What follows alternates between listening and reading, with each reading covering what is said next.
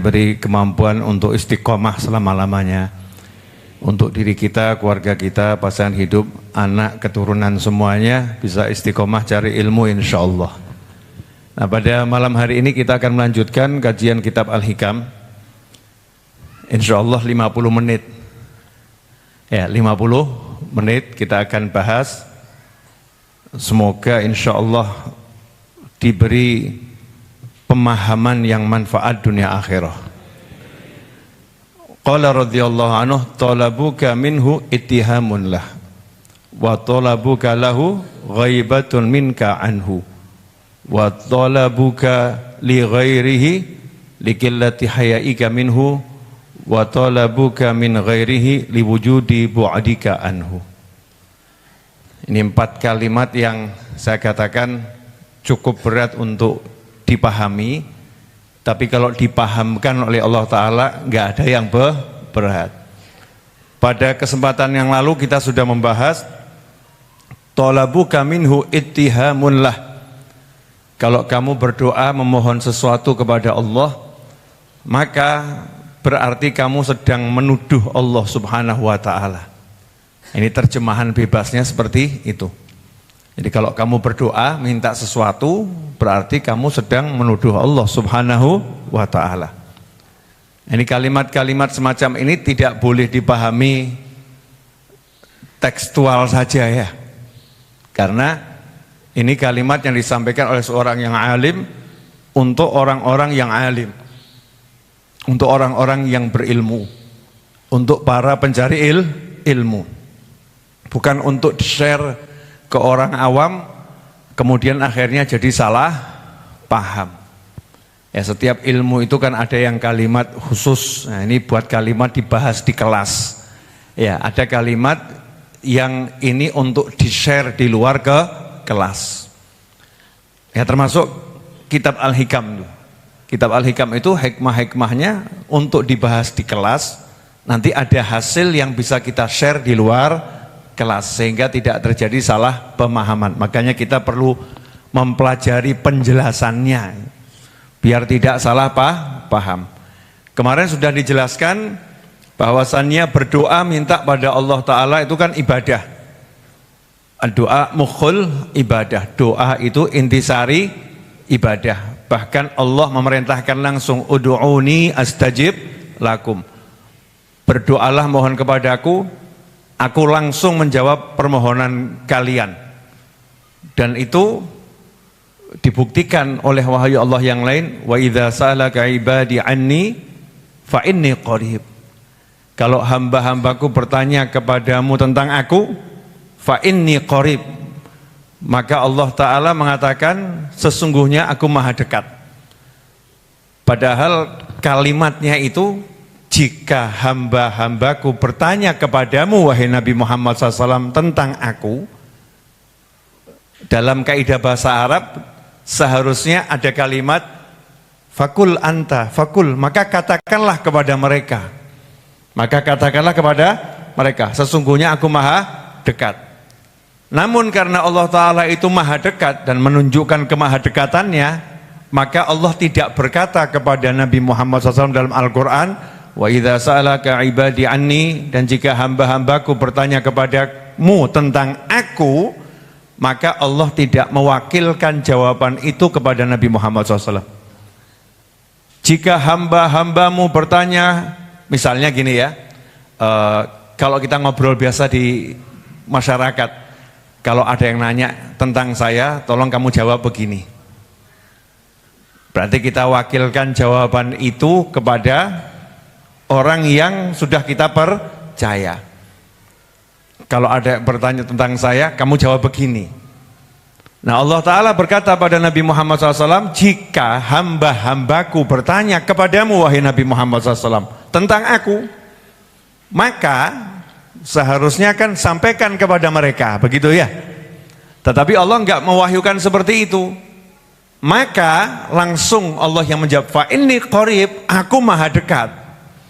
Jadi jawabannya langsung dari Allah Subhanahu wa Ta'ala tanpa diwakilkan kepada Nabi Muhammad sallallahu alaihi wasallam. Itu susunan bahasa Al-Quran. Karena itu kalau kita lihat doa-doa yang ada dalam Al-Quran, itu doanya tidak menggunakan ya nida. Ya, itu namanya ya nida. Ya yang fungsinya memanggil seseorang. Ya Naufal, hai Naufal. Ya Abdurrahman, wahai Abdurrahman. Ya Fulan, wahai Fulan. Ya nida ini untuk memanggil yang jauh. Itu namanya ya gitu. Ya Budi, berarti Budi jauh. Ya Budi ya jauh di sana. Nah, Allah Ta'ala di dalam Al-Quran menyebutkan doa-doa hamba-hambanya itu tidak menggunakan ya nida. Bukan ya Rabbi, ya Rabbana, tetapi langsung Rabbana zalamna anfusana wa illam taghfir lana Rabbi inni Rabbana Rabbi, Rabbana Rabbi, enggak pakai ya duhai Tuhanku, enggak, tapi Tuhanku, Tuhan kami. Kenapa? Menunjukkan kedekatannya hamba dengan Allah Subhanahu wa Ta'ala. Lantas mengapa kita kalau berdoa kok enggak seperti di dalam Al-Quran? Ya karena makom kita ini makom beradab gitu ya. Walaupun Allah Maha dekat, kita hanya ini yang merasa jauh dengan dosa-dosa kita ya, jauh dengan dosa-dosa kita, maka kita memanggilnya dengan panggilan yang beradab kita. Karena itu pakai ya Rabbana, ya Karim, ya Rahman, ya Rahim. Kalau kita seperti itu, di Al-Quran langsung Rabbana, Rabbi, menunjukkan kedekatannya Allah Subhanahu wa Ta'ala. Nah, kenapa ini perlu saya jelaskan? Jangan sampai salah paham kemudian, oh kalau doa itu berarti nuduh Allah gitu ya. Bukan. Yang dimaksud berdoa nuduh Allah sudah kita jelaskan kemarin. Kalau kita meyakini seandainya saya tidak berdoa tidak akan diberi. Ya, kalau ada orang yang meyakini seandainya saya tidak minta nggak akan dikasih. Nah, itu berarti menuduh Allah Subhanahu wa Ta'ala tidak mengurusi hambanya. Menuduh Allah Ta'ala tidak perhatian pada hambanya. Padahal semua sudah dijamin oleh Allah Subhanahu wa Ta'ala, semua sudah diperhatikan oleh Allah Subhanahu wa Ta'ala. Jadi jangan sampai dalam benak kita ketika berdoa jadi kita kurang ajar. Kita merasa ini kalau enggak minta enggak dikasih sama Allah ini. Buktinya apa? Orang enggak minta tetap dikasih. Lah yang kafir enggak iman saja enggak minta dikasih kok. Betul ya? Yang kafir enggak iman saja enggak minta dikasih. Jadi meminta itu bukan syarat untuk mendapatkan. Allah itu maha memberi. Yang namanya Allah maha memberi, kamu minta enggak minta pokoknya dikasih. Contoh, tadi pagi bangun enggak jenengan? Bangun, nyatanya sampai sekarang melek ya. Kalau tadi pagi enggak bangun kan sudah pindah alam mungkin. Bu, ya tadi pagi bangun kan? Ya suka enggak suka, mau tidak mau, sama Allah dikasih oksigen. Betul? Sama Allah dikasih oksigen. Suka enggak suka, mau tidak mau, sama Allah dikasih matahari. Betul atau betul? Pertanyaannya, waktu bangun sebelum tidur itu pesen dulu enggak? Enggak pesen kan ya? Ya Allah besok beri saya sinar matahari. Ya Allah besok beri saya oksigen. Atau mungkin ada orang yang rodok nyeleneh. Ya Allah besok jangan beri saya matahari misal itu. Kamu mau pesen, kamu enggak pesen, pokoknya sama Allah tetap dikasih. Karena Allah maha dermawan, Allah maha memberi. Hanya saja kalau kita minta sama Allah berarti kita lagi ibadah. Ibadahnya namanya meminta. Dalam bahasa Arabnya tolabun atau doa. Orang yang berdoa. Jadi orang yang berdoa itu lagi ibadah. Makanya hakikatnya orang berdoa itu ibadah. Ibadahnya namanya minta. Enggak ngurus dapat atau enggak dapat. Karena minta itu bukan syarat untuk dapat atau syarat untuk tidak dapat. Sudah paham belum nih? Belum, rodok mumet jenengan. Oh, kelihatan wajah-wajah kurang paham tuh kelihatan. Lanjut ya, tak ulangin gini. Jadi pagi matahari bersinar atau enggak bersinar? Bersinar. Malam mau tidur minta enggak sinar matahari? Tidak. Minta enggak minta tetap dikasih. Tapi kalau kamu malam ini berdoa, ya Allah, besok beri saya sinar matahari. Perkara besok kamunya enggak dapat sinar matahari, paham maksudnya enggak? Ya mungkin bisa kan terbaring di kamar enggak bangun gitu ya, naudzubillah min dzalik. Atau mungkin ya enggak bangun betul. Naudzubillah min dzalik. Insyaallah panjang umur sehat walafiat semua, amin. Fi taatillah. Perkara besok itu mataharinya menyinari kamu, tidak menyinari kamu, tetapi dengan meminta dapat sinar matahari, berarti sudah ibadah, namanya berdoa. Maka seorang mukmin yang levelnya itu tinggi, ketika doa nggak ngurus permintaannya. Waktu angel ya.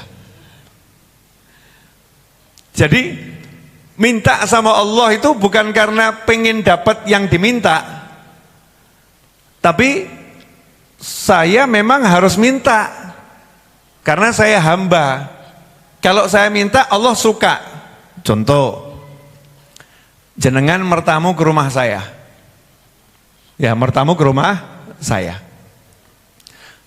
kasih tahu tamu-tamu saya, misal nih ya, kalau butuh apapun minta, saya suka.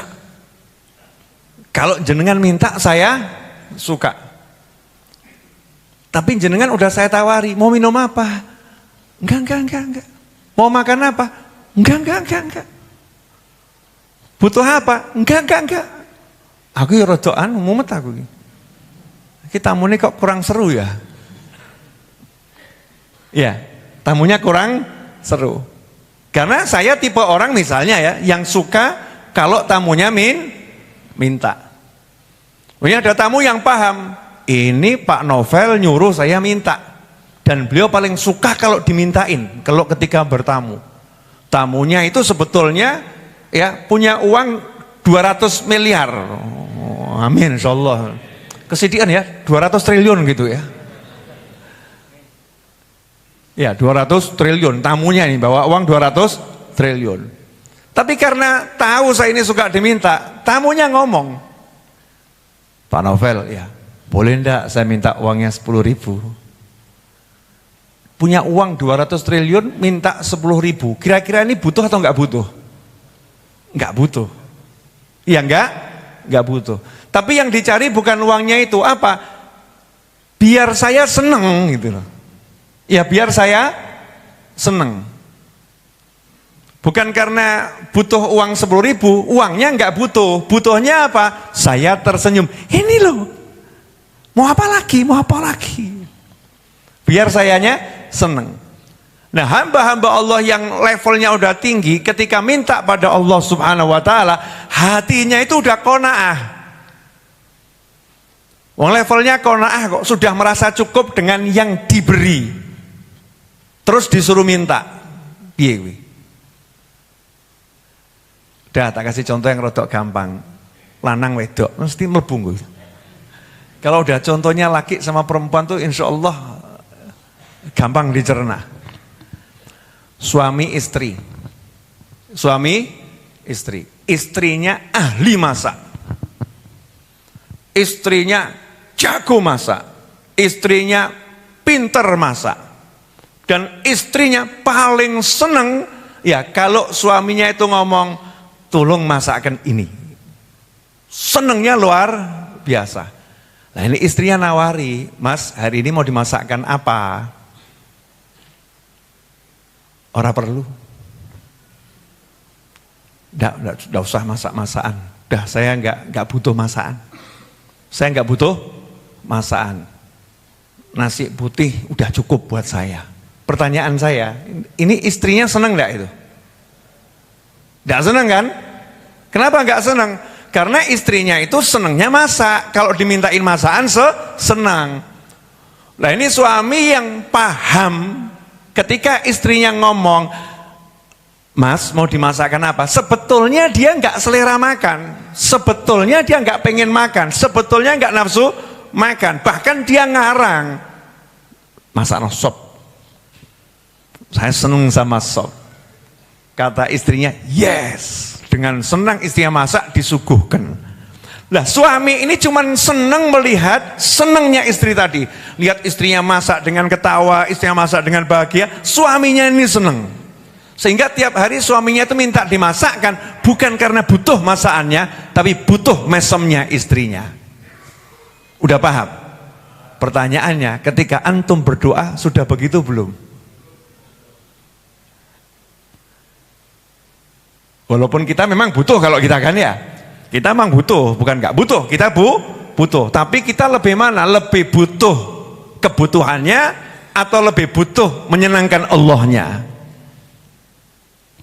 Nah, ini level yang min khawasil mu'minin, mukmin yang memang khos nih ya, tingkatan-tingkatan luar biasa. Itu minta bahkan hal-hal yang remeh, bukan karena butuh sama yang remeh, tapi karena senengnya minta sama Allah Ta'ala, karena Allah seneng kalau dimintain. Makanya Allah berkata pada Nabi Musa alaihissalam, wahai Musa, kalau tali sandalmu putus, minta sama aku ya. Tali sandal putus, minta sama aku ya. Jadi para nabi itu berdoa kadang-kadang dianggap sama orang remeh permintaannya ya, kecil-kecil gitu ya, kecil-kecil. Tapi nabi-nabi itu enggak butuh kecil-kecilnya itu enggak, tapi karena senang menyenangkan Allah Ta'ala, senang menunjukkan penghambaannya.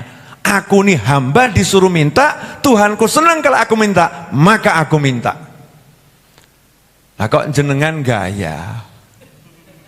Wis jelas butuh, ya jelas butuh, sirahemu mumet, disuruh doa tambah jawab, ora perlu, nggak perlu minta sama Allah, Allah maha paham.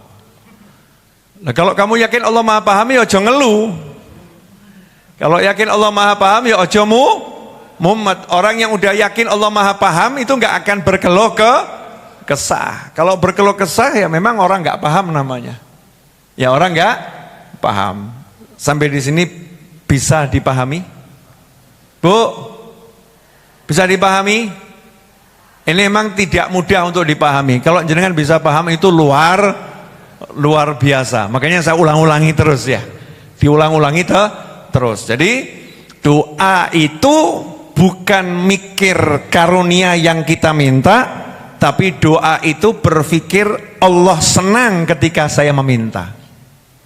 Ini next level ya, level yang udah memang bagus dalam penghambaan pada Allah Subhanahu wa Ta'ala. Nanti kalau dilatih bisa itu. Apalagi kita butuh ya, apalagi kita butuh. Contoh begini, Bu, tak buat contoh boleh ya Bu? Jadi jenengan itu suka masak soto. Kebetulan saya ini tamu dan saya lagi butuh makan soto. Tapi saya tahu jenengan sebagai tuan rumah itu kalau saya mertamu ke rumah jenengan, kemudian saya minta dimasakkan, jenengan itu bunga senengnya luar biasa. Nah saya datang ke rumah jenengan, niat nyenengkan jenengan, sekaligus saya butuh soto. Aslinya butuh soto. Sebetulnya saya butuh soto, tapi saya lebih butuh jenengan seneng. Maka saya ngomong, saya kalau dimasakkan soto seneng, kalau bisa tolong masakkan saya soto. Terus saya lihat jenengan seneng, sayanya seneng. Sotonya ini bonus. Paham ya? Sotonya ini bonus. Nah itu sikap doa yang paling hebat. Ya, makanya Al-Habib Abdullah bin Alwil Haddad radhiyallahu ta'ala anhu berkata dalam qasidahnya tuh ya, ketika berdoa, fadu'ai wabtihali syahidun li biftiqari ana abdun sara fakhri. Itu kan apa lanjutannya? Dimna fakir, sing bener sih didelok sih. Oh saya ya iling tapi ya gak wani ngomong, takut salah, kalau ndak pasti saya gak berani. Fadu'ai wabtihali syahidun li biftiqari. Qad kafani ilmu rabbi min su'ali wa ikhtiyari. Betul ya? Qad kafani ilmu rabbi min su'ali wa ikhtiyari. Dibuka itu Islamanya. Masya Allah. Sudah ketemu belum? Lu belum? Ini zamannya ChatGPT loh. Saya nggak bayar pun soalnya. Qad kafani, betul itu dulu. Qad kafani ilmu rabbi min su'ali wa ikhtiyari. Kata Habib Abdul Haddad, qad kafani ilmu rabbi. Allah tahu keadaanku, sebetulnya itu sudah cukup buat aku. Sehingga seharusnya saya ini nggak perlu lagi untuk minta maupun usaha. Tapi ojo mandek ning kono lho ya. Ojo mandek. Ada lanjutannya syairnya. Qad kafani ilmu rabbi min su'ali wa ikhtiyari. Allah Maha mengerti kondisi saya sehingga sebetulnya saya tidak perlu minta maupun usaha. Paham? Ini menjelaskan hikmah yang ini loh. Sebetulnya saya nggak perlu minta dan usaha. Oh, Allah udah ngerti kok. Ya Allah udah ngerti. Kalau saya kurang ya dicukupi. Kalau saya butuh ya dikasih. Jadi sebetulnya saya tuh diam saja nggak jadi masalah. Tetap tercukupi. Allah ngerti kok. Itu namanya akidah. Itu namanya musyahadah. Itu namanya hakikat. Itu letaknya di dalam hati. Hati kita harus gitu. Hati kita harus paham Allah udah ngerti. Di sini ada yang punya hutang enggak? Ada. Allah roh, tenang. Harus yakin gitu. Allah ngerti saya punya hutang. Allah ngerti kamu punya hutang. Sehingga saya enggak perlu minta sama Allah akan dikasih. Akan dikasih. Karena tidak perlu Allah itu kata meminta untuk memberi. Maha suci Allah dari kata harus minta baru diberi, nggak ada. Nah, itu namanya akidah, sikap hati. Jelas? Fadu'ai wabtihali.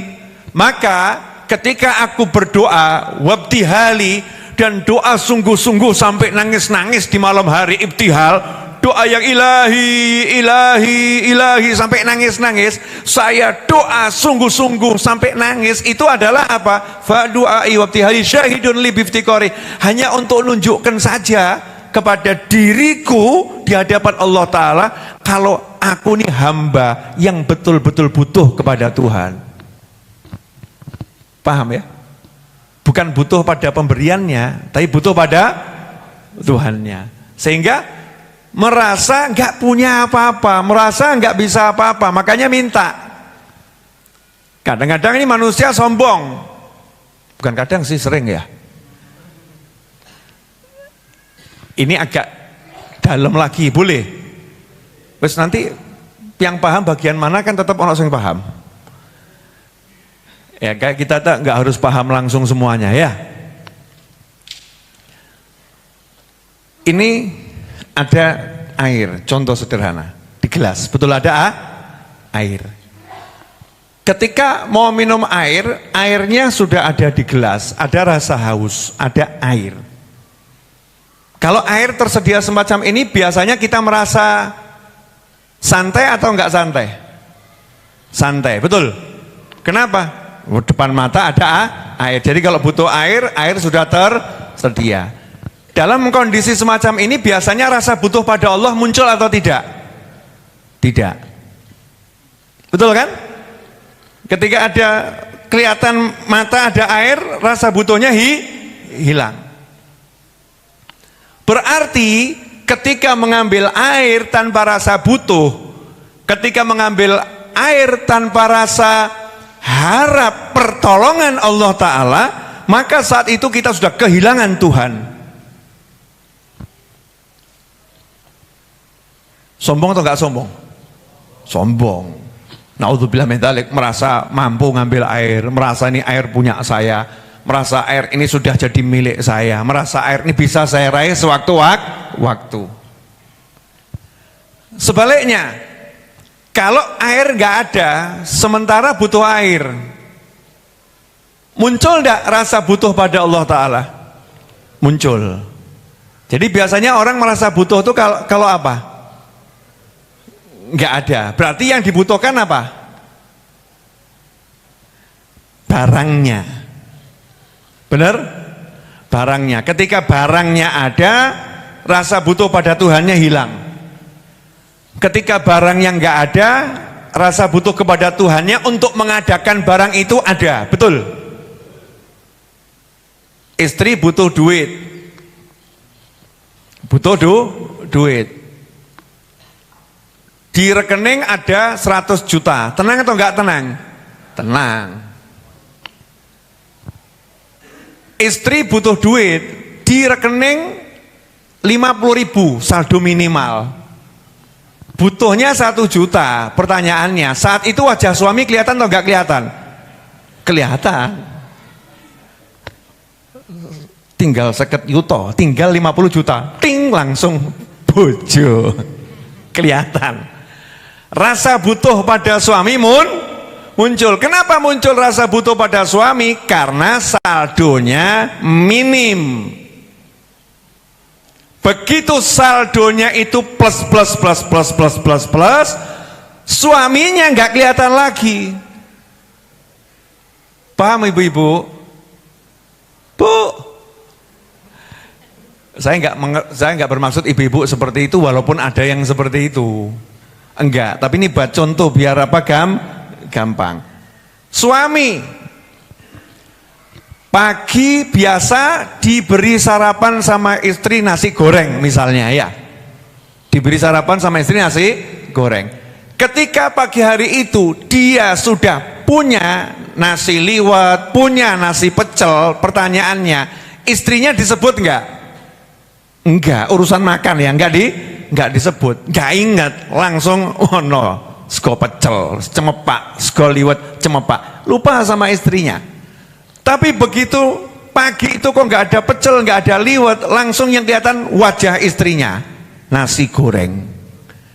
Jadi dia bukan butuh kepada istrinya, dia bukan butuh pada suaminya. Dalam kasus tadi, dia butuh pada saldonya dan nasi gorengnya.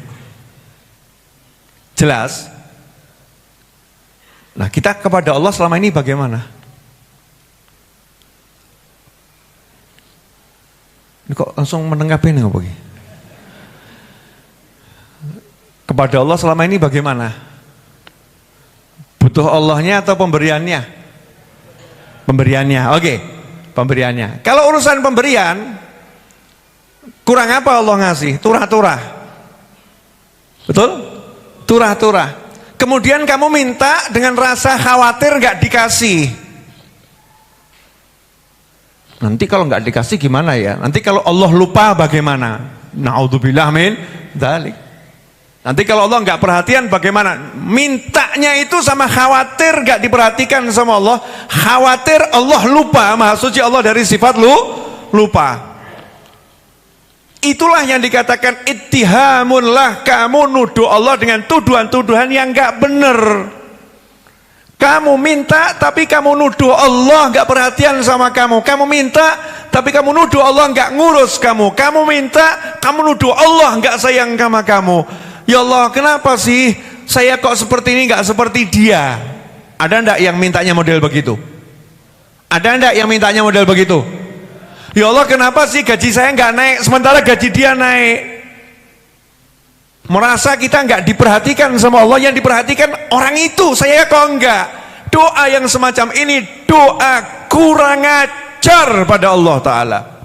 Kalau bahasa halusnya ittihamunlah, kamu udah nuduh-nuduh Allah. Bahasa kasarnya kurang ajar. Sama Allah sudah dikasih macam-macam, dikasih semuanya, disuruh minta, tinggal jaluk cek mikir elek. Bu, dirimu siap gorengkan nasi goreng untuk suami tiap hari? Terus suami itu minta nasi goreng dengan hati begini. Dik, buatkan nasi goreng ya dik, aku lapar. Kamu udah mulai males ya? Ada embel-embel gitu loh. Kelihatannya kamu sudah nggak semangat buatkan aku nasi goreng. Pertanyaan saya, kalimat ini membuat dirimu senang atau rodok mangkel? Lu tinggal njaluk dik sego goreng, selesai tuh ya? Betul? Tapi kok ada embel-embelnya, kamu sekarang kok kelihatannya kurang perhatian sama aku ya. Kelihatannya udah mulai males ya.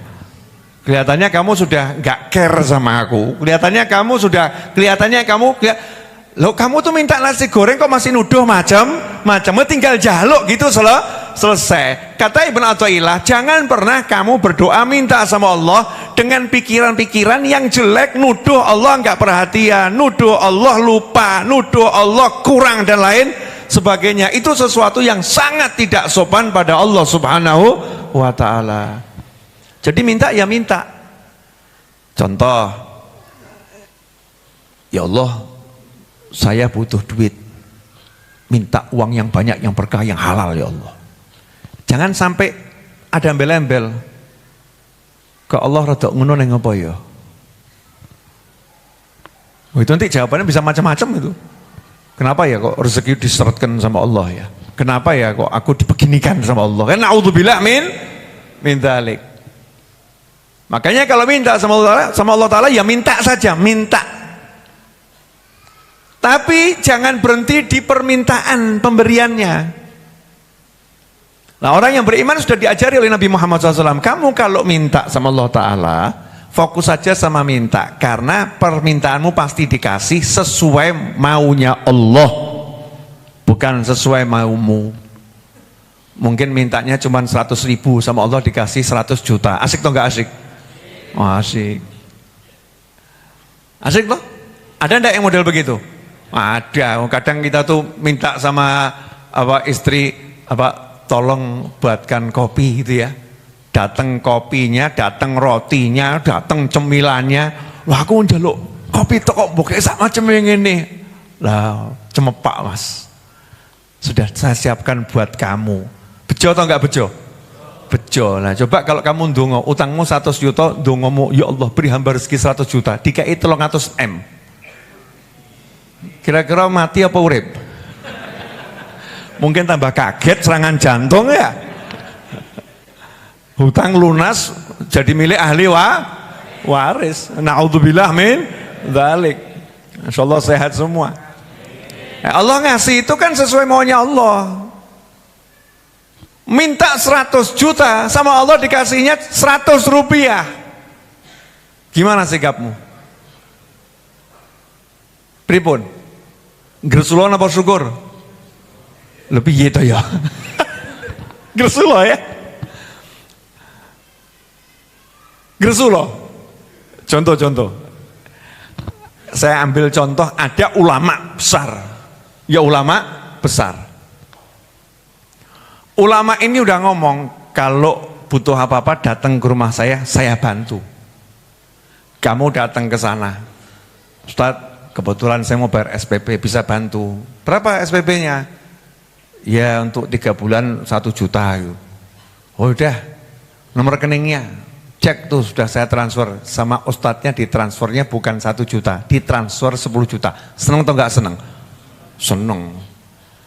Cerita sama temanmu moro, Ustaz, saya butuh buat bayar listrik. Berapa bayar listriknya? 300.000. Udah nomor rekeningnya, udah saya transfer, cek, ternyata ditransfer cuman 10.000. Pertanyaannya, kira-kira teman Anda tadi bahagia atau rodok pripun? Rodok ya. Pertanyaan saya, emangnya ini ustadznya ada kewajiban ngasih? Nggak ada toh? Nggak ada kewajiban ngasih toh? Nggak ada. Kebaikan dia ngasih, sudah ngasih 10.000 itu udah luar biasa. Berarti kamu tidak ditolak, kamu dikasih, diperhatikan, kamu diterima. Oke? Nah kalau ini yang datang orang paham, dikasih 10.000, oh, alhamdulillah, jazakumullah, berkah insyaallah. Yakin dia 10.000 kita ini akeh berkah. Ini orang paham. Paham? Nah ketika antum minta sama Allah, hatinya udah model begitu belum? Piye to ki Gusti iki? Ki piye iki? Allah ini bagaimana tuh Allah ini? Lawang saya itu doanya mintanya 100 juta kok tambah motor saya hilang. Kok tambah begini, kok tambah begini. Kok tambah begini. Betul dikasih apa namanya hadiah sama orang, ya Allah ngasihnya kok cuman 100.000. Kalau gitu saya bisa cari sendiri, tambah kurang ajar toh. Ya tambah kurang ajar. Jadi Allah ngasih itu sesuai maunya Allah. Berapapun pemberian Allah, biasakan kamu lihat Allah yang kasih, bukan pemberiannya. Itu mukmin. Makasih ya Allah sudah dikasih, makasih Allah sudah diberi. Dengan keyakinan ada pemberian-pemberian lain yang kita tidak paham.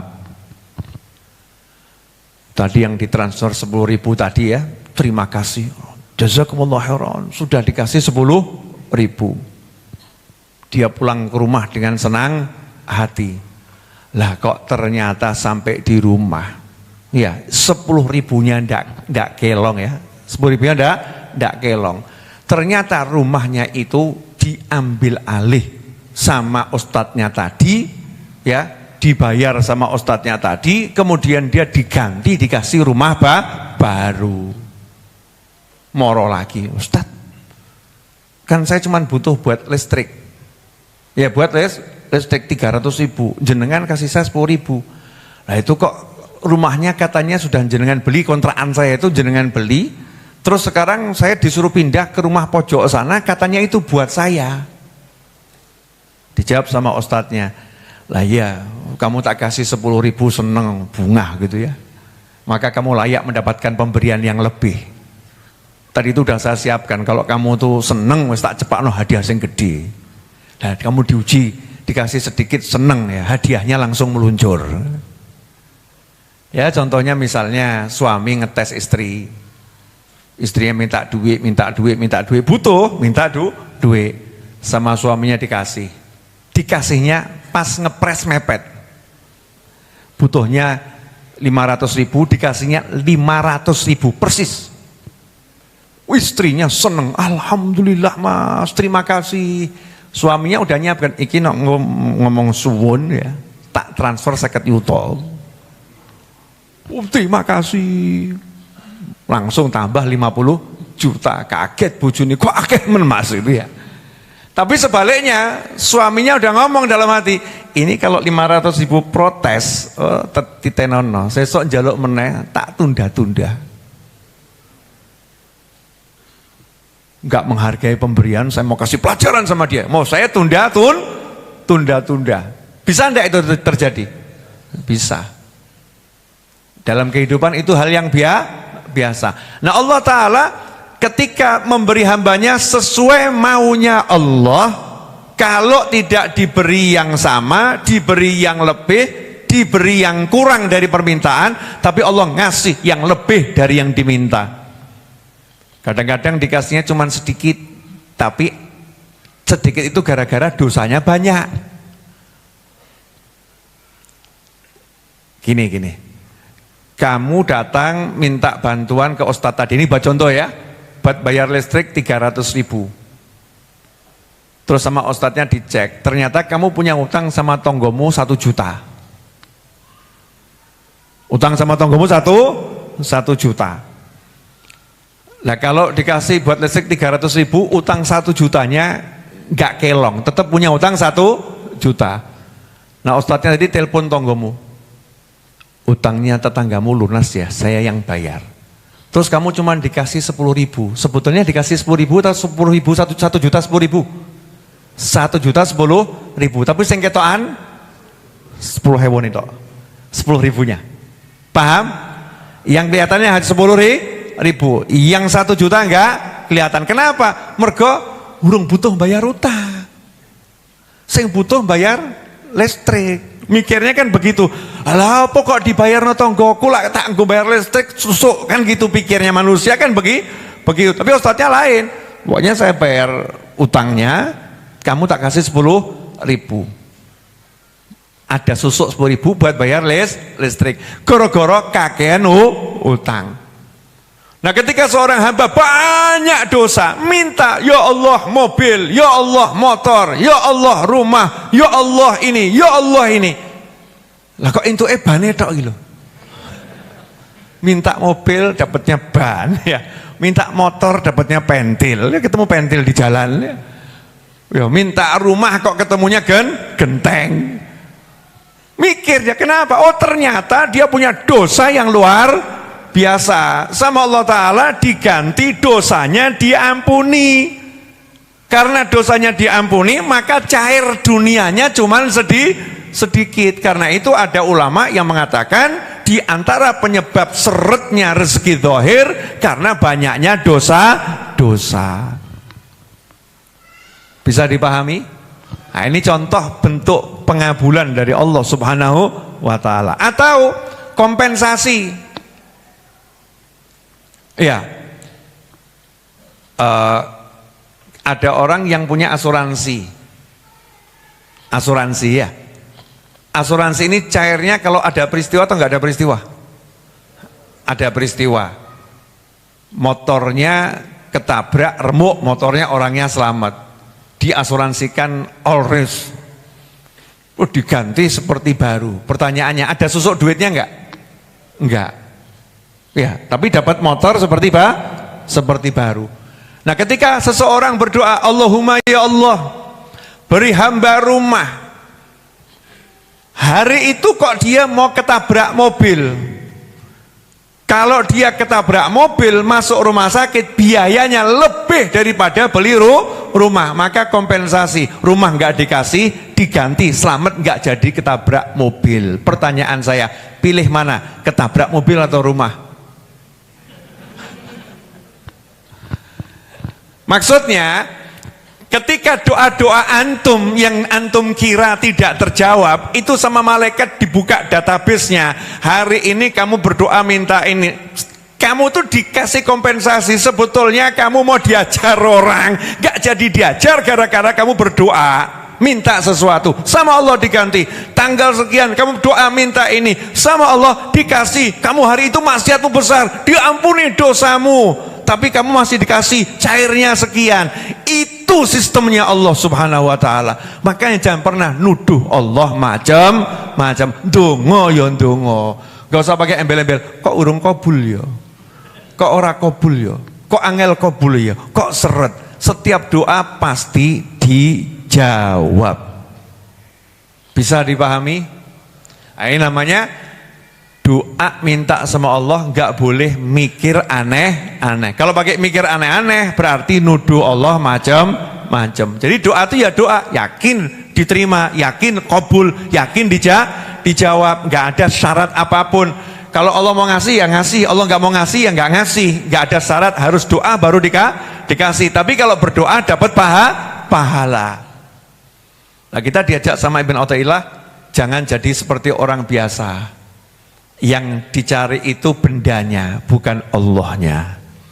Beliau ngajarin kita untuk dekat sama Allah, bukan dekat sama benda-benda tertentu. Bisa dipahami?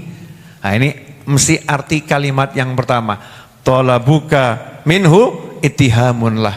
Kamu minta kepada Allah itu adalah nuduh Allah. Jika permintaan ilmu itu dengan keyakinan tadi, keyakinan bahwasanya kalau nggak minta nggak akan dikasih, terus ada perasaan kelihatannya Allah kurang perhatian, terus bahkan menyalah-nyalahkan Allah. Oh saya itu udah sholat banyak kok ya masih begini ya, kok nggak seperti yang itu ya, jarang sholat kok rezekinya tambah banyak. Itu ada yang model begitu kan, macam-macam itu. Saya ini kurang apa, dongo tapi dengan hati saya ini kurang apa. Kalau yang lalu sudah saya jelaskan bagaimana kita berdoa dengan hati yang merasa berkelimpahan, sudah dikasih sama Allah banyak. Itu sama senang, mintanya sama syukur. Alhamdulillah, satu baris selesai. Ini kalau diterus-teruskan nanti jenengan pusing. Ya pokoknya satu-satu. Ini namanya ilmu doa. Ya ilmu doa. Sehingga ketika doa itu betul-betul beradab pada Allah Subhanahu wa taala. Karena akhir zaman ini banyak fenomena yang menarik. Yang saya sebutkan ini coba nanti dicek ya, terjadi atau enggak terjadi. Ya, terjadi atau enggak terjadi. Orang berkata begini, ada orang berkata seperti ini. Saya udah doa Ustaz. Enggak kurang-kurang saya ini berdoa. Tapi enggak ada hasilnya. Ada enggak yang punya kalimat seperti itu?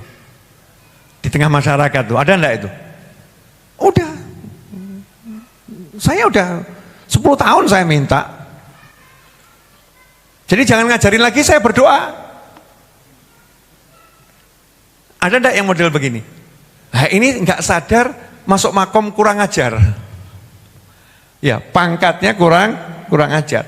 Lalu Nabi Musa itu biar menang lawan Fir'aun ya, doanya 40 tahun. Doanya 40 tahun. Loh, khotib Jumat lo nggak pernah mandek. Tiap Jumat Allahumma ighfir lil mu'minin wal mu'minat. Nggak ada tuh ngomong Jumat yang lalu udah minta. Orang ono. Jaluk ya terus, betul kan ya? Allahumma ighfir lil mu'minina wal mu'minat. Itu minta terus. Namanya minta itu ya terus. Tapi kok belum dikasih? Nabi Zakaria alaihi salam minta anak. Ya minta anak. Apa pernah berhenti? Enggak pernah. Beliau mengatakan saya enggak pernah minta sama kamu dikecewakan, enggak pernah ya Allah. Belum dikasih loh ya, belum dikasih. Itu ngomongnya enggak pernah dikecewakan. Nah ini Masya Allah. Baru sekali aja enggak dikasih ngomongnya, kamu kok gitu ya Allah ya. Iki piye karepe ini. Satu itu. Ini kalimat lagi yang terjadi di masyarakat ya. Mudah-mudahan kita enggak seperti itu ya. Nah, ini terjadi di masyarakat. Orang doa disuruh doa. Kalimatnya begini. Wah, sudah kalau doa itu bukan pangkat saya. Tidak mungkin kabul doa saya. Doa saya nggak mungkin. Minta sama Allah. Udah Ustaz, yang real-real aja. Tidak usah ngajar-ngajari doa. Saya mau yang usaha nyata. Kamu minta sama Allah, minta. Ya minta kalau nggak usaha ya. Buat apa? Nggak ada hasilnya. Ada enggak kalimat yang seperti itu? Ada. Ada lagi yang kadang sok paham agama, sok paham. Ngomong kepada orang begini, ya doa ya nggak cukup. Jangan cuma ngandalkan doa. Kamu tuh kebanyakan doa, kurang usaha. Kalimatnya tampaknya benar, tapi ada tersirat tujuan kurang ana dongamu. Ojo kaken donga. Ini kan aneh itu ya. Seharusnya bagaimana? Bagus, kamu udah usaha, namanya doa. Doa itu usaha. Sempurnakan usahamu dengan doa dan lain-lain. Dengan doa dan lain-lain, sehingga nanti ikhtiarmu sempurna, kamu jadi hamba yang luar biasa. Seperti Nabi Muhammad SAW, doanya luar biasa, usahanya juga luar biasa.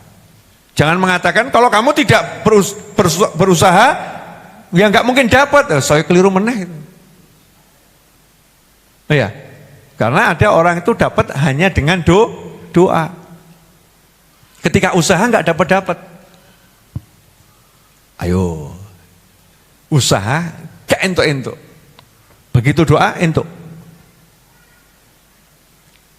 Ini wajah-wajah ngantuk apa kaget ini? Contoh itu, 3 orang yang berada dalam guanya ketutup batu, betul? Usahanya apa? Dorong batu bareng. Pertanyaannya, ketika usaha hasil enggak?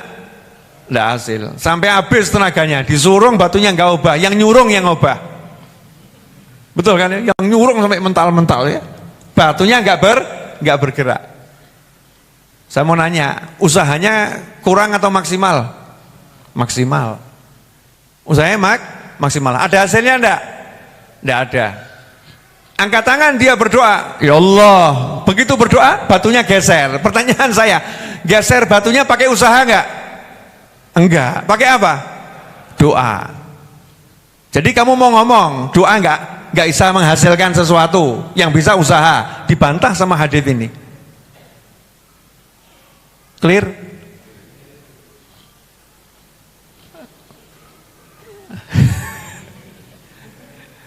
Jadi orang itu ya ndonga sing kenceng, ya usaha sing kenceng. Jangan pernah meyakini doamu menghasilkan, usahamu menghasilkan. Yang bisa menghasilkan hanya restunya Allah Subhanahu wa taala. Pokoknya tak lakoni kabeh kersane Gusti, terserah Allah Subhanahu wa taala. Yang penting saya jalankan tugas saya sebagai hamba, usaha, suruh doa. Jangan kemudian meremehkan orang yang berdoa. Mbok parani, mbok nasihati. Ojo kakek neng masjid. Ojo kakek neng masjid itu, ya keliru toh ya. Seharusnya bagaimana? Tingkatkan langkahmu ke masjid. Kan gitu ya. Jangan lupa sisihkan waktu juga untuk kumpul dengan tetangga dan teman-teman sejauhan. Kan begitu ya. Jangan lupa juga pergi ke sawah. Yang di sawah juga kangen. Itu kan bahasanya bagus. Mau coba walik meneh. Kamu tuh jangan cuman ke sawah. Sana ke masjid. Ya keliru. Harusnya bagaimana? Kamu sudah ke sawah, bagus. Ya, cuman masjid perlu kamu datangi biar hatimu mendapatkan ketenangan. Sing krungu ya penak toh ya. Ya, krungu ya penak karena semua usahanya itu nggak ada yang direndahkan gitu loh. Jangan pernah merendahkan usaha seseorang. Lah ini doa banyak sekali yang dalam berdoa dia putus asa, kemudian dia menganggap doanya nggak akan menghasilkan apa-apa, padahal hasil terbesar dari doa adalah ketika dia berdoa itu diberi kesempatan berbicara dengan yang Maha Kuasa. Gak sadar. Gini.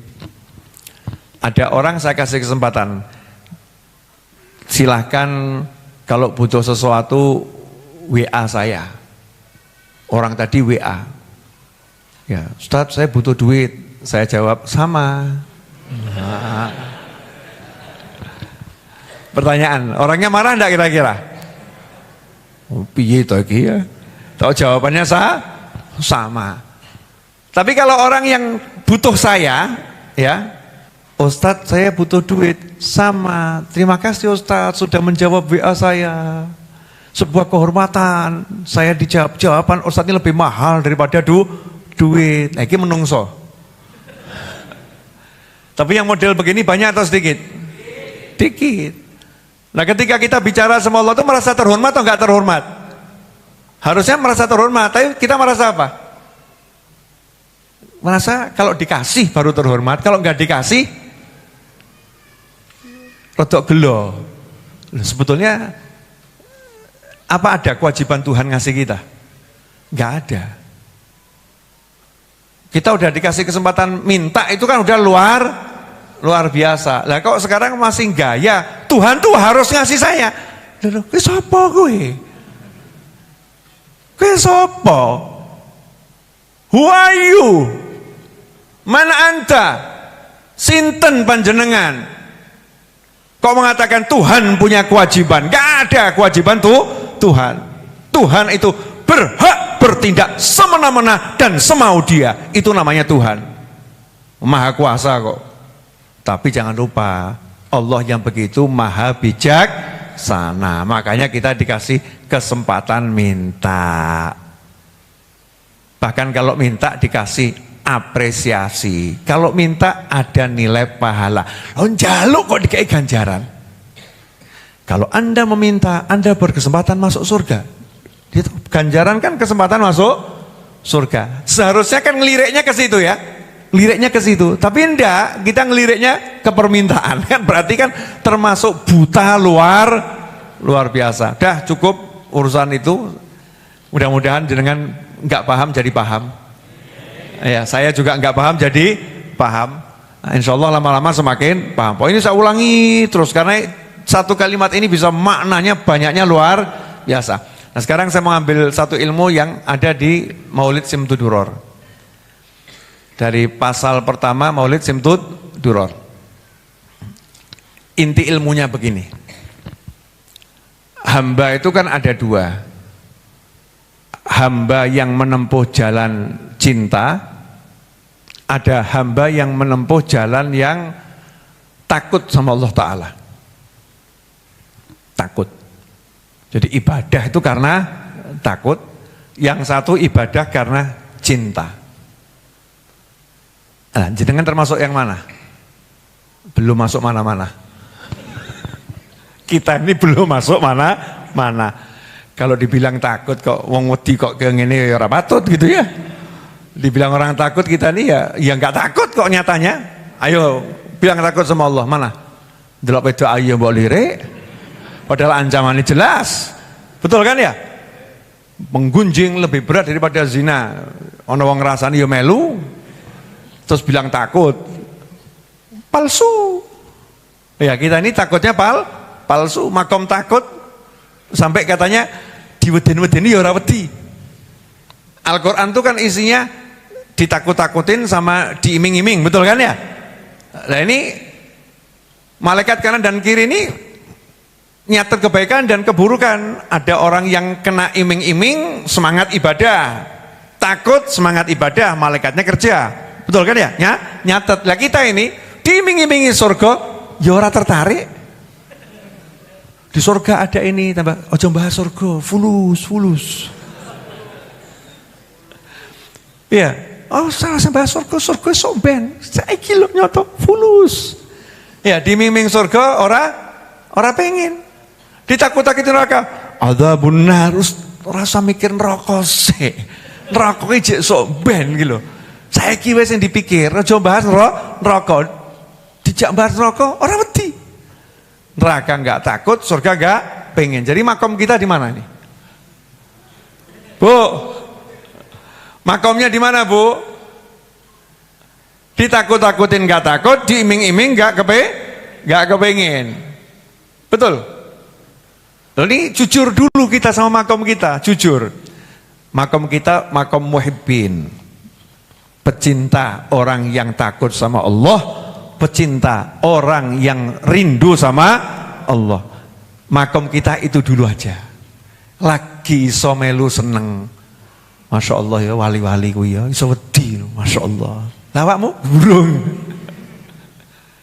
Uhibbus salihina walastu minhum la'alli an anala bihimus syafa'ah. Kata Imam Syafi'i rahimahullah, yang beliau itu luar biasa. Saya cinta orang soleh, saya belum termasuk golongan mereka. Nah kalau Ramadan siang hatam Al-Quran dalam sholat, malam hatam Al-Quran dalam sholat, ngomong dirinya belum soleh, itu namanya tawadhu atau gimana itu ya? Saking merendahkan diri itu Imam Syafi'i. Wa akrahu man tijarat la'alli, semoga dengan berkat cinta ini aku nanti dapat syafaat orang-orang soleh. Dan aku benci sama orang yang usahanya itu maksiat, hobinya maksiat. Walaupun pekerjaanku dengan pekerjaannya sama, saya ini juga hobi maksiat kalau diterjemahkan bebas begitu. Padahal Imam Syafi'i nggak punya maksiat. Wa akrahu man tijaratul ma'asi walau kunna sawa'an fil bid'ah. Artinya walaupun saya ini juga dagangannya maksiat, saya nggak suka loh sama orang maksiat. Nggak mencintai orang maksiat. Yang dicintai orang soleh. Kita ambil makom ini aja, makom cinta orang soleh. Jujur gitu. Ojo gaya. Saya takut beb sama Allah. Engko sih. Engko tak edel-edel ketaan ngapusimu gitu. Saya takut sama Allah, saya takut. Wong wedi ki ora metu teko omah. Wedi kok petangkringan ngalor ngidul ngetan kulon. Motone jelalatan. Gitu bilang takut. Orang takut kok sholatnya sedikit. Orang takut kok wajahnya ceria. Orang takut tuh ya kelihatan wajahnya pucet. Namanya takut. Itu wali-wali itu seperti itu. Saya rindu sama Allah. Orang rindu tuh kelihatan. Rindu kok sobo masjid Jumatan tok. Saya rindu sama Allah. Duitnya akeh, mangkat Mekah wae abot. Ya, katanya rindu. Saya rindu sama Allah. Dilengke mati wedi. Ya, dilengke mati wedi, takut mati. Oh rindu ya siap mati. Sudah palsu. Tapi lebih baik kita makom jujur. Apa? Saya belum sampai di makom takut, saya belum sampai makom rindu. Makom saya seneng lihat orang yang takut sama Allah, seneng lihat orang yang rindu sama Allah. Moga-moga esok ben katut ketarik dalam kelompok mereka. Kan begitu ya? Sambil kita ya jangan berani. Belum sampai makom takut, tapi ya tidak berani. Kalau maksiat ya istighfar. Ya istighfar kan begitu ya. Walaupun istighfarnya ya butuh diistighfari ya. Istighfar kok kaya ngono. Kita kan istighfar ra cetha ya. Istighfar kok kaya ngono. Bu, lanjut dikit boleh, Bu? Bu, masih melek? Ya, yang di sampingnya bangunkan, Bu. Sudah hampir makan soalnya ini. Kalau ada yang tertidur misalnya ya, jamnya sebentar lagi jam makan. Lanjut ya. Nah, ini ilmunya di sini. Allah Ta'ala itu kan maha kuasa, maha perkasa, betul? Biasanya orang kalau lihat Allah maha kuasa, maha perkasa, jadi takut. Ya jadi takut. Itu level biasa. Nah, level yang luar biasa, lihat Allah maha perkasa, Allah maha kuasa, jatuh cinta. Jatuh cinta. Karena tahu Allah itu menggunakan kemahakuasaannya, kemahaperkasaannya untuk menyenangkan manusia. Allah buat gunung yang besar-besar, megah-megah. Ternyata biar buminya enggak obah, kasih pasak bumi. Bumi biar tetap bisa muter di angkasa itu ya. Nah, kalau enggak ada gunung tuh, ambiuk, keseimbangannya hilang. Autada ya, pasaknya itu adalah gunung. Allah kasih atap langit. Bukan untuk dirubuhkan ke manusia. Langit untuk apa? Jaga bumi. Biar nggak ada yang bisa keluar, nggak ada yang bisa masuk. Makanya saya termasuk golongan yang belum percaya kalau ada yang bisa nembus keluar dari bumi. Langit tuh ya, dalam arti yang langit sebenarnya, bukan atmosfer ya. Langit yang sebenarnya. Karena kalau itu bolong, yang dari luar kan bisa masuk. Dan yang dari bawah bisa keluar. Remuk buminya. Makanya setiap kali ada yang mau naik, semakin dibekukan, mandek dengan beku, terus dikembalikan, dijaga, biar tidak ada yang bisa keluar dari bumi, airnya, ya, biar airnya ini tetap ada di bumi, udaranya, ini oksigen kalau bocor entek piye kok, oksigennya habis, kira-kira bagaimana ya? Sama Allah dibuat siklus, diatur sama Allah Ta'ala. Jadi Allah menggunakan kemahakuasaannya itu untuk jaga manusia. Maka begitu mengenal kemahakuasaannya Allah tadi, semakin cinta pada Allah Ta'ala. Nah, ini namanya kenal kemahakuasaannya Allah, semakin cinta. Itu yang diajarkan sama Habib Ali bin Muhammad bin Husain Al-Habsyi. Sebagai menutup contohnya begini. Bu, ibu sayang enggak sama anaknya? Banyak buat aturan enggak? Loh, kalau sayang mesti banyak aturannya. Betul enggak? Apalagi anaknya perempuan, aturannya banyak atau sedikit? Banyak kan? Ojong ini, sampai apa anaknya? Lagu ini mengojo tok itu. Ya, jangan. Anak yang enggak paham, lihat orang tuanya, bapak sama ibunya kereng gitu ya. Kamu kalau begini, bapak akan hukum begini. Kamu kalau begini, ibu akan hukum begini. Kamu begini, bapak akan begini. Takut. Bapak saya galak, ibu saya sadis. Takut. Tapi anak yang paham, itu bapak ibu saya itu begitu karena nggak mau saya celaka. Maka setiap kali dilarang sama bapak, kamu jangan begini. Terima kasih ayah. Ono rasa model ngono. Langka loh, tapi ada itu. Maka ketika anak itu kenal bapak ibunya itu sangat baik sama dia, bapak ibunya sayang sama dia, aturan-aturan yang dibuat sama orang tuanya nggak pernah jadi susah buat dia. Diatur model apapun, I love you. Istri yang model begitu masih ada enggak? Diatur suaminya dengan aturan yang ketat, tetap ngomong I love you sayang, aku suka sayang. Masih banyak atau sedikit bu? Loh, kok sedikit? Ya, nah ini kalau yang bisa kenal kebaikannya suaminya, kebaikan orang tuanya, ayah ibunya, maka dia walaupun aturannya ketat jatuh cinta. Lah sama Allah Ta'ala, kalau paham betul Allah ini mengatur semuanya demi kebaikan kita, harusnya dikasih aturan Allah senang atau enggak senang? Nah, faktanya kita termasuk yang terbebani atau menikmati. Nah, masih banyak terbebani, betul kan? Mari kita rubah jadi makom cinta, biar semuanya nikmat. Insya Allah Jumat depan kita ketemu lagi, insya Allah ya. Pantau IG saya, pantau YouTube saya, pantau WhatsApp saya. Nomor WhatsApp saya 081-2280-60916. Ya, nomor WhatsApp saya 081-2280-60916. Di status-status saya insya Allah banyak memberikan nasihat-nasihat dan sebagainya. Dan saat ini saya lagi luncurkan 2 bentuk irama Maulid Simtuduror. Yang satu irama yang syahdu untuk di majelis, di masjid ya. Yang satu irama yang orkestra. Jadi orkestra itu untuk dinikmati orang-orang yang telinganya elit. Jadi cuma telinganya yang menikmati, tubuhnya tidak bergerak. Itu orkestra. Biasanya di orkestra itu kan tubuhnya tenang semua ya. Tenang, kalau gerak cuma sedikit tangannya gitu, menikmati terus tepuk tangan, itu orkestra, karena berkelas ya, iramanya berkelas. Nah, saya buat Simtuduror dengan irama orkestra, lihat di IG saya sama di YouTube. Yang orkestra tadi, kalau pas naik mobil, iramanya seru ya, biar nggak ngantuk. Sama buat yang belajar menghafalkan Simtuduror. Nah itu, kenapa saya buat, saya pengen teman-teman saya semua semakin cinta sama Maulid Simtuduror dan bisa hafal nantinya. Ya bisa hafal nanti termasuk saya. Karena kalau hafal Simtuduror ya insya Allah kan hafal kitab yang menjelaskan kehidupan Nabi Muhammad SAW.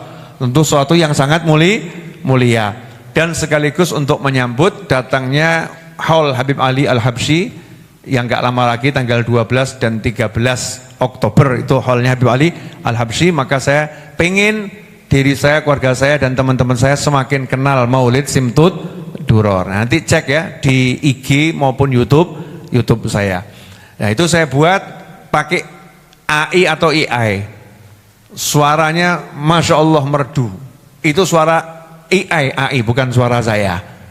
Jangan dicari munsidnya, nggak ketemu. Munsidnya ghaib. Iya, munsidnya ghaib. Munsid ghaib AI. Ada nih contohnya, pinjam handphonenya. Ini contohnya, mungkin yang belum dengarkan sedikit aja yang syahdu. Di YouTube-nya Bu.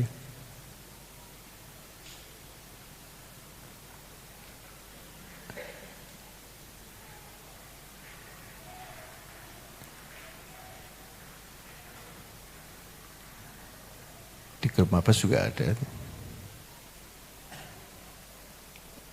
Jadi itu satunya. Video santai. Ya.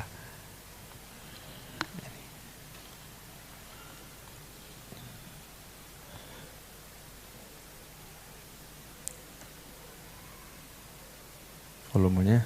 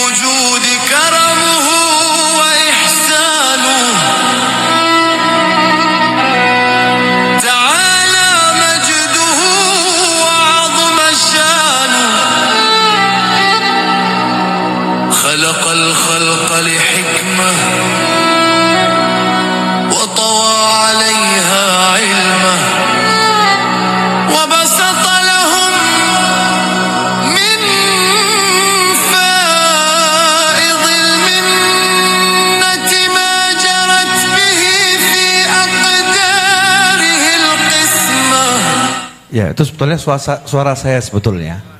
Ya, suara saya di alam mimpi. Karena cari munsyid yang suaranya bagus, yang bisa saya ajak duduk tiap hari buat maulid itu agak susah. Alhamdulillah Allah kasih ya. Munsyid ghaib. Ya, AI. Doakan bisa jadi sampai full Simtuduror nantinya ya.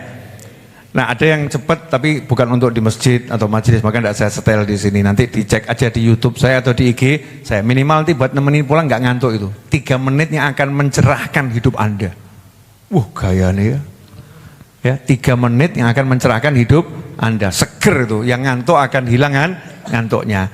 Kemudian untuk haul, banyak yang nanya, Habib Ar-Raudhah itu masih terima untuk nanti nampung jamaah haul enggak? Insya Allah selalu. Kalau laki tinggal masuk, siapa cepat dia dapat. Kalau perempuan memang daftar. Kok enggak dibuka-buka pendaftarannya, Habib? Ya terserah saya. Ya bukanya kan terserah saya. Kenapa enggak dibuka-buka? Ya tempatnya juga belum siap. Namanya menerima tamu nanti dibuka, ternyata yang daftar melebihi kapasitas, yang ngatur kan repot. Jadi dibuka nanti haul mungkin kurang 5 atau 6 hari akan saya buka pendaftaran. Saat ini lagi diperbaiki semuanya, sistem pendaftarannya, kasur-kasurnya, karpetnya, kamar mandinya. Ibu-ibu kalau lihat tuh di pojok sana, untuk kamar mandi putri kan sudah mulai saya kasih penyekat di luarnya ya, dalam proses.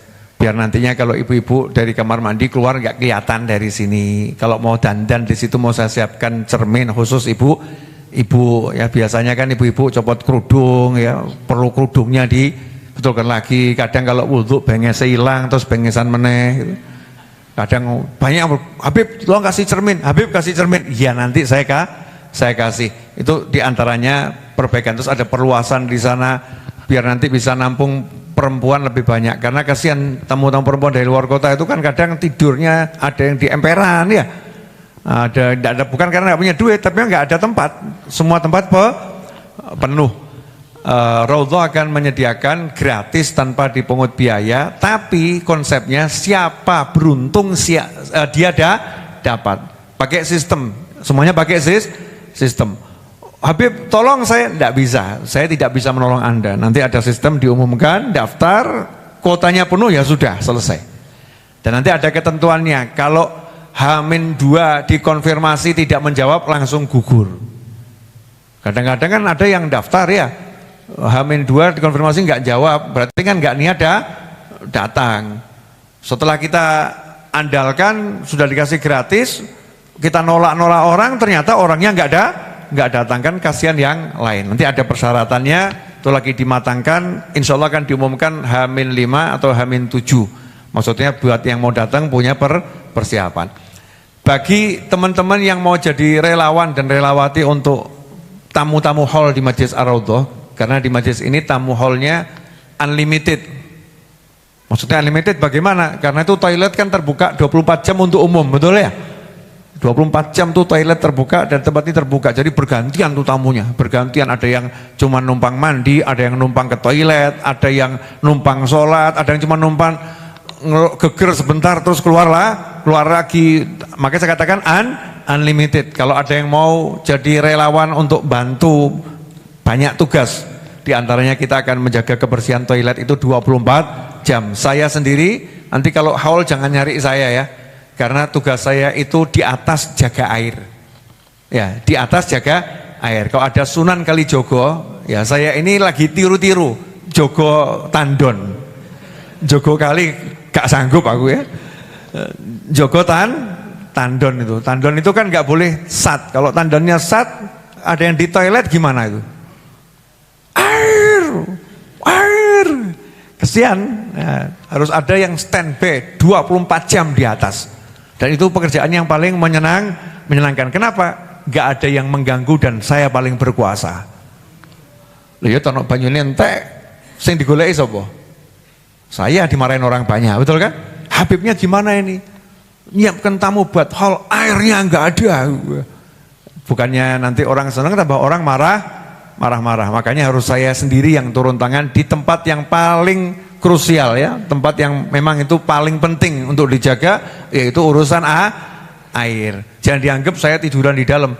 Wah, Habibnya kelihatannya enak ya, tidur di dalam. Wah, Habibnya kelihatannya rodok sombong, nggak mau nemuin orang gitu. Ya nggak terima tamu ya, tamunya nggak ditemuin. Saya mah nggak nemuin tamu di hall karena saya ngurusin tamu di atas sana sama teman-teman saya banyak. Ada Mas Abdurrahman, Mas Aldi, Kalau boim ini urusan musola, Mausati Isni urusan musola, 2 orang ini ya. Ada banyak lagi yang nggak dikenal wajah-wajah yang nggak dikenal orang itu di belakang bagian masak. Nanti kalau ada ibu-ibu yang mau ikut bantu-bantu masak, nanti kurang berapa saya kasih jadwalnya. Karena kita akan buat nasi bungkus sekitar 7.000 untuk setiap waktu makan. Ya di hari haul sampai pagi maulid. Nah itu butuh tim ya, butuh tim. Jelas semuanya? Bu, semangat dong. Udah ngantuk? Loh, enggak apa-apa ngomong ngantuk, boleh. Ya, ngantuk itu anugerah dari Allah Subhanahu wa ta'ala. Semoga bermanfaat.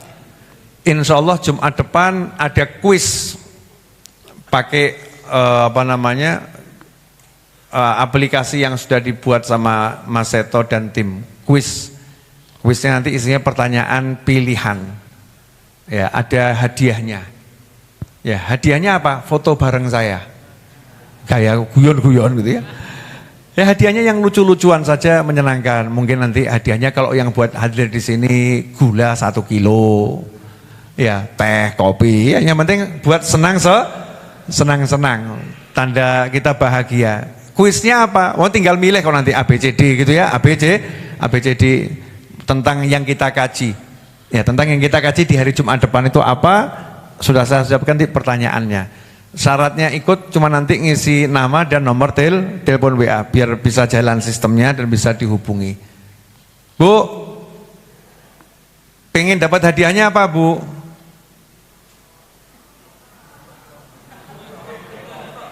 Pakai tunggal ya.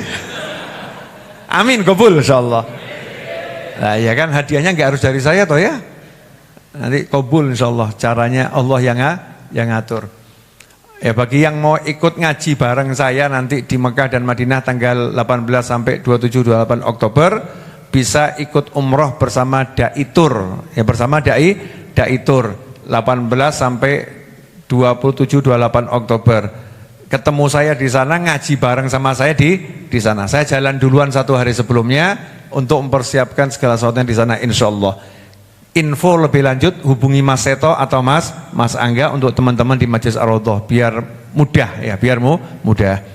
Mari kita tutup dengan doa yang biasa kita baca. Allahumma shalli wa sallim ala Sayyidina Muhammadin miftahi babi rahmatillah adada ma fi ilmillah salatan wa salaman daimaini bidawami mulkillah wa ala alihi wa sahbihi. Allahumma ij'al fi ta'atika farahi wa sururi wa fi mardatika jami'a umuri. Allahumma ya alim bihalati wa muttali ala sarairi wa niyati iqdi jami'a hajati waghfir dhunubi wa sayyiati wa tajawaz an khati'ati wa zallati wa taqabbal jami'a hasanati wa samihni fima madha wa ma ya'ti waktubni fi diwani sadati wasluk bi sabila najati fi hayati wa mamati. Allahumma inni tami'un fi atak raghibun fi ridak mustaslimun liqadak faktubni min awliyak wasluk bi sabila hudak wa alhiqni bi asfiyak wa sallallahu ala sayyidina Muhammadin wa alihi wasallam. Alhamdulillahi rabbil alamin, amin.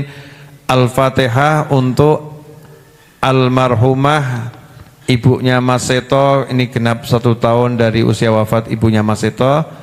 Almarhumah Ibu Mariati binti Sarju Parto Diharjo, dan juga untuk Bapak Imam Sucipto bin Supartono, dan juga untuk Hubabah Sakinah binti Habibi Alwi Al-Habsyi, dan untuk orang-orang tua, kerabat, sahabat kita yang dahulu hadir bersama kita di Majelis Ar-Raudhah yang saat ini telah berada di alam barzakh sana. Semoga semuanya diterima amal solehnya oleh Allah Ta'ala, diampuni semua kesalahannya oleh Allah Ta'ala, dijadikan kuburnya sebagai taman-taman surga, diletakkan rohnya bersama para nabi, para siddiqin, para syuhada dan para solehin, dan dijadikan kita semua panjang usia dalam segala kebaikan, kenikmatan, ketaatan, keridhaan, dan di akhir usia kita kelak dengan husnil khatimah. Ala hadiniyah wa ila hadratin Nabi SAW. Al-Fatihah.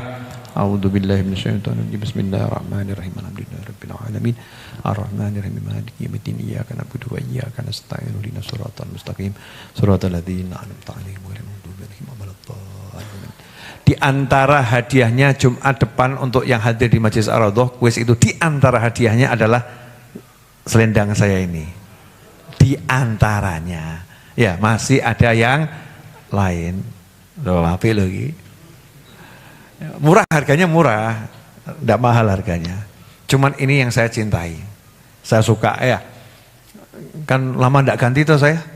Ya ini mau si Jiki soalnya. Ya ada ganti-ganti ini. Insya Allah nanti Jumat depan jadi hadiah. Dan masih ada lagi ya hadiah-hadiah yang lain gini-gini aja. Kopi, teh, gula, model-model seperti ini untuk menyenangkan orang-orang. Dibagi. Menyenangkan orang-orang yang cari ilmu biar bersemangat kuisnya nanti.